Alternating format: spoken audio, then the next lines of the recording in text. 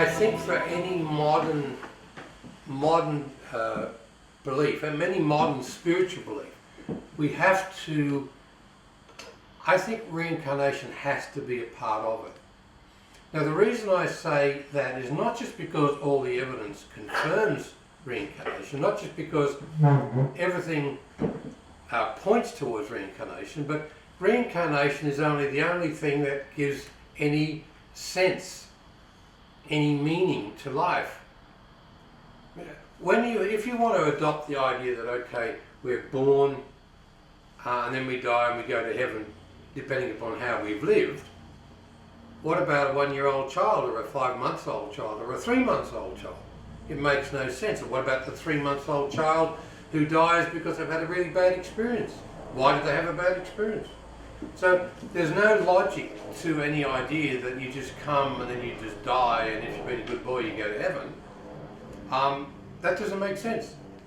So, but if you bring in reincarnation and then you add it to karma, then it begins to make sense.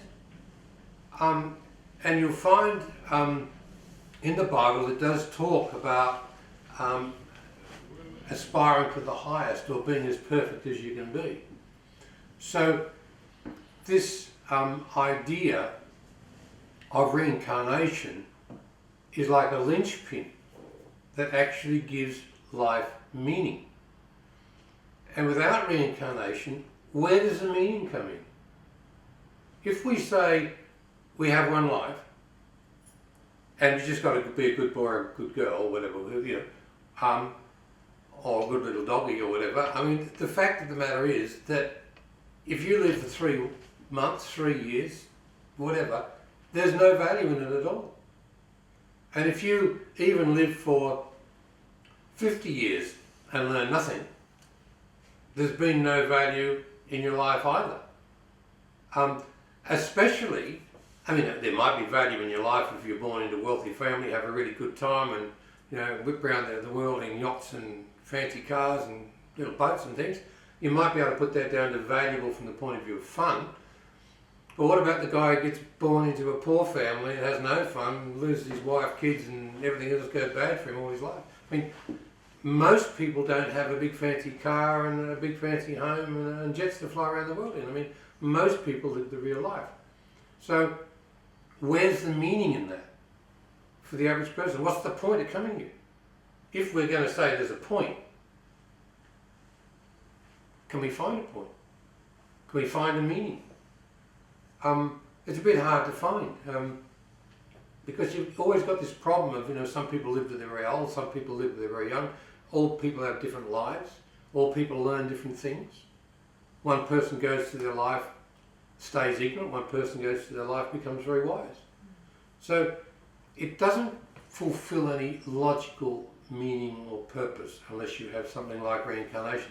And even with learning, if we said, okay, life is about learning,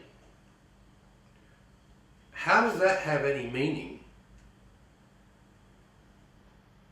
if you get one life? I mean, let's say you come into this world and you're not very bright and you live your life, you live 35 years or something, and you virtually learn very little. How's that have any use? But if you turn around and say, okay, well, that's only step one of a long learning process, and then you come back again and you learn some more, then you come back again and learn some more, till you're a very, very wise old person, well then all of a sudden life's got meaning. You're coming here to grow. And also, get back to karma. As you sow, so shall you reap. Now we can look at that, upon that as saying, this is vengeance. God's wrath, if you like. But in actual fact, I don't believe that's what karma's about. I believe karma is about learning. If you, for instance, go and garrote somebody, then you don't know what it means to be garroted. So you get garroted and then you find out and then you don't do it to anybody anymore. It's about learning and growth. So that then makes the valuable meaning of karma, or as you sow. Now also, you see this in the Bible that tells us, as you sow, so shall you reap. But let's face it, if you're born into a very, very, very wealthy family and you live in a very power-dominated world, you might go through your whole life harming people all the time and reap nothing. And the end of your life might be a nice peaceful exit. Where's the as you sow, so shall you reap bit? It hasn't come in, doesn't fit. So there's a million places where that just simply doesn't fit in life. But if we bring back the idea of reincarnation and we see, okay, this person's had this one good, but the next one, or the one after, is different, that's the learning one, then again it begins to make sense. And from the analysis of dreams and looking at symbols and messages that come through and all that, quite a complex little study, you find that one of the common symbols is what we might call a celestial credit card, which I've spoken about before, where you run up a bill and you put it on the credit card, and you don't necessarily have to pay for it this time around, maybe not next time around, maybe even 4 or 5 times later, but sooner or later you have to pay the bill. Again, we come back to this whole thing of it has meaning, it has value. That if you do wrong, there is no escaping the price. Sooner or later you've got to pay it. You can pay it now if you like, or you can pay it later. A bit like going to Harvey Norman, that's what I'm looking for. Yeah. And you can even put down no deposit and take the goodies. But sooner or later they're going to come with interest. And that's life. But I don't believe it's for the purpose of vengeance and wrath and all this sort of rubbish. It's for learning. We have this comprehensive picture of life from the research that I've done, from dreams, from people's past life memory. It's all that comes out the same all the time. And you get the same in near-death experiences. I could play you near-death experiences of people who actually are in the Christian church who have exactly the same near-death experience as somebody who's not. And it's basically going through the world, into another world, through the light. And the whole journey or process is raising higher in the spiritual world, like a big golden staircase we're climbing in the spiritual world. And you come down to earth to learn.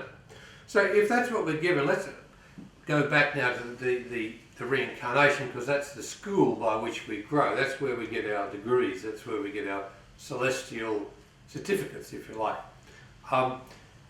And so let's go back to this concept of reincarnation and just have a look in the Bible and see what's there, because I think it's very irresponsible for people to teach that, for instance, Jesus came down and hung on the cross so that you could all be forgiven for your sins. Now, I think, that's maybe a good idea, and maybe for past sins that happened before he was born, fine, I can go along with that. But present, call them sins if you like, present transgressions are your responsibility, and you have to be responsible for who you are, for what you are, and your own actions. And you can't expect somebody else to pay the bill for you. So to teach people that, this is fine, you can do whatever the hell you like, that's okay, Jesus will look after you, that is not teaching personal growth. It is not teaching a sense of personal responsibility, which we all have to have. We all go through life making mistakes. There's no one alive, including yours truly, that hasn't made mistakes in their life. I've made squillions of them.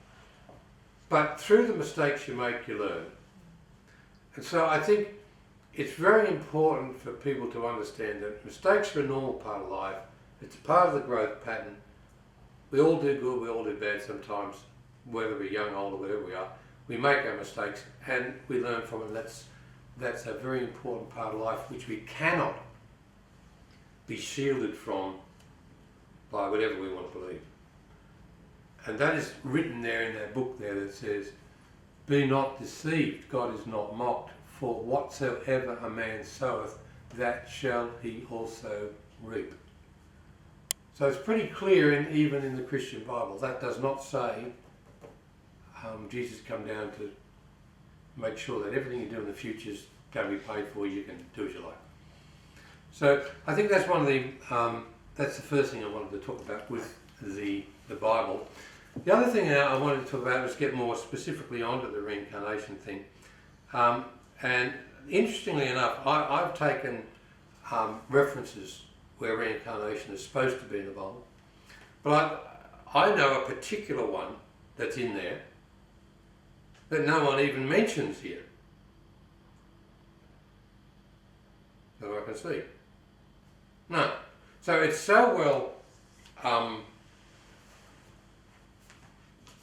hidden, if you like, so well concealed that nobody even who's looked for reincarnation in the Bible have noted it, because everybody says, "Oh, that can't be it." And it's the most famous one of all, that everybody says, "Oh, it's about turning over a new leaf." It means being born again. And it is John chapter 3 verses 3 to 13, where Jesus is supposedly talking to the Pharisees, and he says to the Pharisee, "Be not amazed when I say to you, you must be born again." Now, if you go and talk to the Catholic priest, or you go and talk to whoever in the Christian religion, they'll immediately jump up and say, "Oh yes, but that means you must turn over a new leaf. You must be spiritually born again.